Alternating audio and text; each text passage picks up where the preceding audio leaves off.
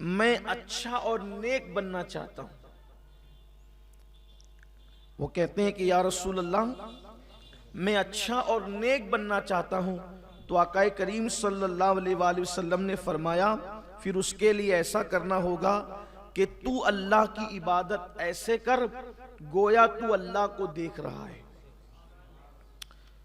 اور اگر یوں نہیں کر سکتا تو پھر اس تصور سے کر کے اللہ تجھے دیکھ رہا ہے اور اللہ تو تجھے دیکھ ہی رہا ہے.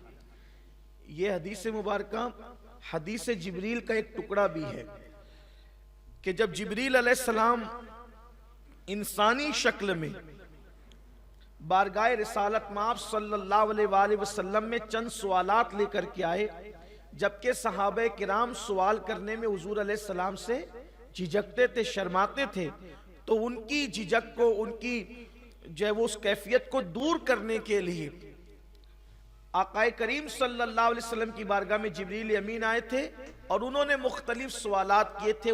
اس کی تعداد 4 بتائی جاتی ہے. اس میں سے ان کا تیسرا سوال یہ تھا مل احسان یا رسول اللہ. اسی کا یہ حصہ ہے. احسان کیا ہے؟ احسان یہ تصوف کو بھی کہتے ہیں.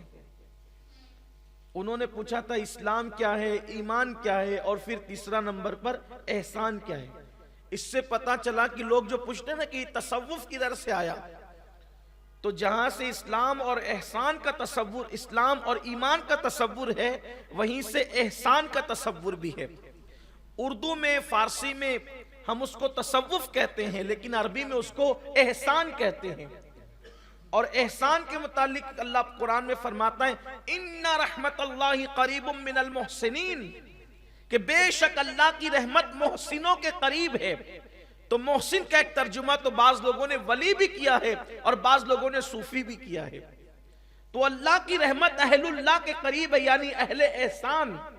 تو احسان کے متعلق میرے آقا علیہ السلام نے فرمایا ان تعبد اللہ کأنک ترا فإن لم تکن ترا فإنہ یراک، کہ تو اللہ کی عبادت ایسے کر جیسے گویا تو اللہ کو دیکھ رہا ہے. کأنکا کی قید لگائی گویا، اس لیے کہ ڈائریکٹ تو کوئی اللہ کو دنیا میں دیکھ نہیں سکتا، انسان کی آنکھیں اس کا احاطہ نہیں کر سکتی، اسی لیے کأنکا کی قید کے ساتھ کا گویا کہ تو اللہ کو دیکھ رہا ہے. اور حضرات صوفیاء کرام کی عبادت تھی ایسی کہ گویا وہ اللہ کو گویا اللہ کو دیکھ رہے. اور بلکہ بعض مرتبہ تو بزرگوں نے یہاں تک لکھا کہ بعض اہل اللہ اس مقام پر پہنچ جاتے تھے کہ کأنکا کی قید ہٹ جاتی تھی اور وہ دل کی آنکھوں سے یار کا مشاہدہ کر لیا کرتے تھے. اسی لیے کسی نے رابعہ بصری سے پوچھا کہ رابعہ تم کیسی نماز پڑھتی ہو؟ تو فرماتی ہے جب تک اللہ اکبر کہہ کر رب اکبر کا مشاہدہ نہیں کر لیتی اس وقت ثنا کا آغاز نہیں کرتی، اور جب ثنا پڑھنے کے بعد قبولیت کا مژدہ نہیں سن لیتی اس وقت تک فاتحہ شروع نہیں کرتی. تو میرے آقا صلی اللہ علیہ وسلم سے انہوں نے پوچھا، اس دیہاتی صحابی نے، عرابی نے پوچھا میں اچھا، سب سے اچھا اور نیک بننا چاہتا ہوں، سب سے اچھا اور نیک بننا چاہتا ہوں. تو آقا علیہ السلام نے کیا فرمایا؟ ایسے عبادت کر گویا تو اللہ کو دیکھ رہا ہے یا اللہ تجھے دیکھ رہا ہے، اللہ تو تجھے دیکھ ہی رہا ہے. اب جب بھی اس حدیث کو پڑھا جاتا ہے یا اس کا ترجمہ کیا جاتا ہے تو یہ پوری روایت کا سہرا صرف نماز کے سر باندھ دیا جاتا ہے کہ تو ایسی نماز پڑھ گویا تو اللہ کو دیکھ رہا ہے، اور ایسا نہیں تو پھر اللہ تجھے. نماز کا ذکر نہیں ہے اس میں، ان تعبد اللہ آیا ہے، ایسی عبادت کر. نماز عبادت ہے، عبادت، نماز عبادت ہے، لیکن نماز کے علاوہ بھی اور عبادت ہے. صرف نماز عبادت نہیں، نماز عبادت ضرور ہے لیکن نماز کے علاوہ بھی عبادت ہے. اب پتا چلا، یہاں سے ایک ذہن ملا کہ صرف نماز ہی میں یہ تصور نہ ہو کہ وہ اللہ ہمیں دیکھ رہا ہے، بلکہ روزہ رکھو تو بھی یہی تصور کہ اللہ ہمیں دیکھ رہا ہے.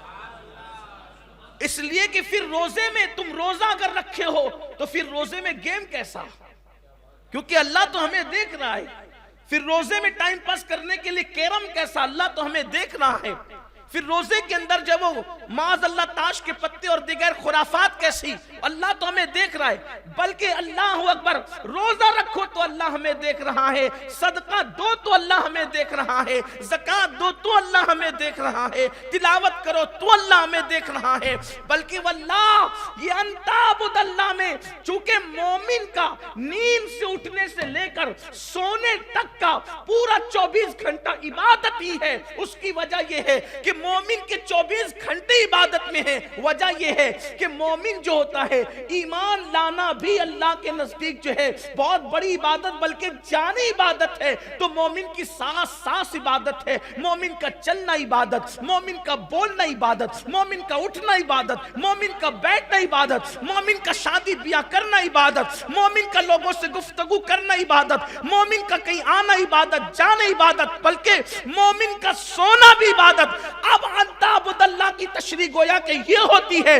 جب بات کر تو اس تصور سے کر اللہ تجھے دیکھ رہا ہے، بیٹھ تو اس تصور سے بیٹھ اللہ تجھے دیکھ رہا ہے، اٹھ تو اس تصور سے اٹھ اللہ تجھے دیکھ رہا ہے۔ جب گفتگو کرتے وقت تصور رہے گا کہ اللہ مجھے دیکھ رہا ہے تو گفتگو کرتے وقت کسی کا دل نہیں دکھایا جائے گا، زبان سے شعلے نہیں اگلیں گے، بلکہ گفتگو کا انداز وہ ہوگا وَقُولُوا قَوْلًا سَدِيدًا، لوگوں سے میٹھی میٹھی باتیں کرو۔ شادی بیاہ کرتے وقت اللہ مجھے دیکھ رہا ہے تو پھر انسان فضول خرچی کیسے کرے گا؟ اللہ اکبر، شادی بیاہ کے اندر حرام کام کیسے کرے گا؟ اب پتا چلا کہ اگر انسان یہ تصور کر لے کہ اللہ مجھے دیکھ رہا ہے، اس کے 24 گھنٹے عبادت ہو جائیں، اور ہے ہی 24 گھنٹے مومن کی عبادت۔ مومن سوتا ہے تو بھی اس کو عبادت کا ثواب ملتا ہے، اس لیے کہ ایمان جو وہ لے کر آیا اس کی، یہی تو جگر مراد آبادی نے کہا تھا، وہ بہت زبردست بات کہی تھی۔ جگر نے کہا تھا محو تسبیح تو سب ہے، محو تسبیح تو سب ہے مگر ادراک کہاں، محو تسبیح تو سب ہے مگر ادراک کہاں، زندگی خود ہی عبادت ہے مگر ہوش نہیں۔